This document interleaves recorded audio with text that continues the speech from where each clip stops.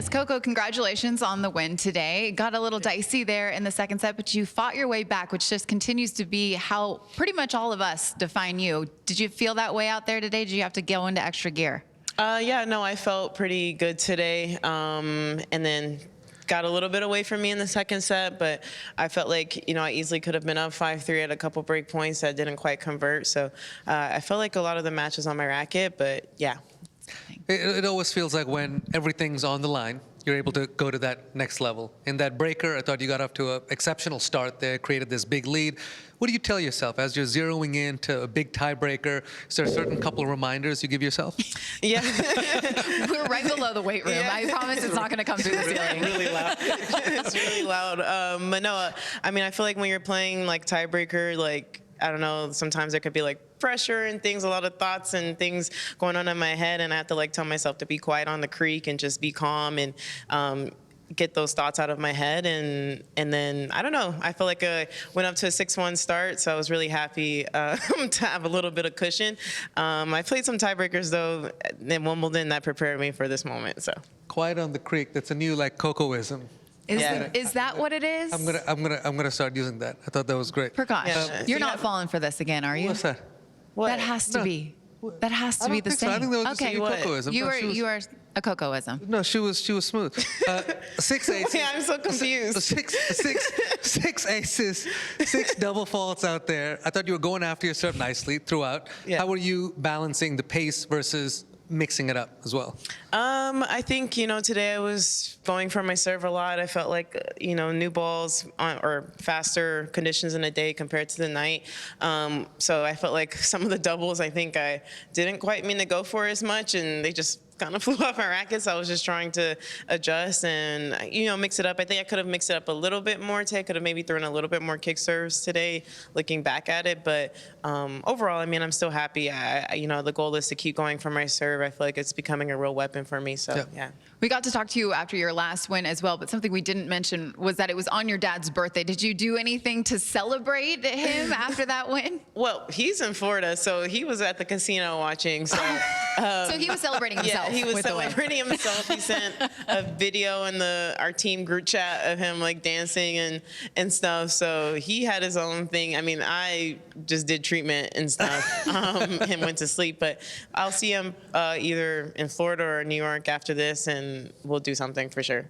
Coco, amongst the myriad of deals that you have out there, I know you have a deal with Aura Ring as well. Have you always been interested in your recovery metrics and measuring all of that, or is that something new?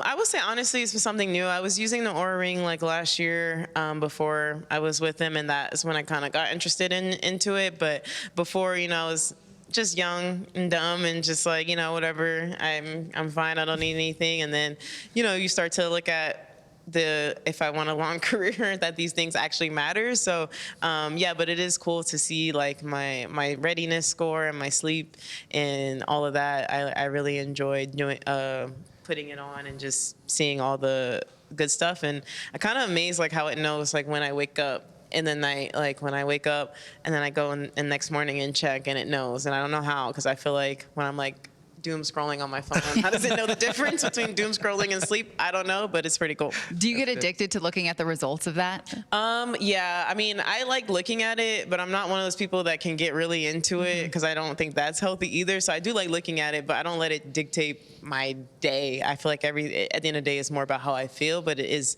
a good thing to like see, maybe, I mean, my problem is being on my phone before I sleep. So I think it's called latency or whatever. That's not good. But you being on your phone late at night, it's leading to such great TikToks. Yeah. Because she knows all the trends. And so then therefore we get to see all the cool social media vibes. Between the one with you and Alex Fiala, Reputation, I do believe it was on Alex Fiala's. That was Alex. But that was awesome. Yeah, really she came up with the caption, but the song, that was her. Because I like, I just didn't know the words to the song. She was like, sing Reputation. I was like, and it's a Taylor Swift song. So I knew, I heard of it, but yeah, that was her idea, and the caption was her idea, but I have to come up with a TikTok for us to do on my thing and see if it tops that one. Coco's so great on the mic. We were talking to Mira earlier. I asked her who you think might be the best stand-up on the WTA, and actually, Coco's so good on the mic. I mean, you might have some good stand-up skills. I mean, somebody commented on my TikTok the other day saying, born to be a comedian, forced to be a tennis player. So I was like, yeah, maybe that could be me. I mean, I think I'm kind of funny. I don't try to sometimes I unintentionally funny too. Like that umbrella thing of me sighing that they posted, I generally don't even remember I don't remember what I was thinking about or why I was so upset. You mean when they showed that it was raining? Yeah. You were sitting there, you looked so sad. I looked so sad. I know. And I don't You're remember not what I used was to thinking. seeing that out of you. Yeah, You I don't remember what I was really lost in thought. Yeah, I don't remember what I was thinking about. I was just in deep thought of no, I swear, no, I know what I was thinking about. I looked at the clock and it was 25 minutes. I was like, how am I down 6-2 to 1? And I just feel like I just started.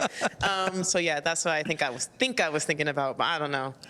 It is pretty remarkable because there are so many eyeballs on you. You're always competing for the absolute biggest trophies in the world of sport.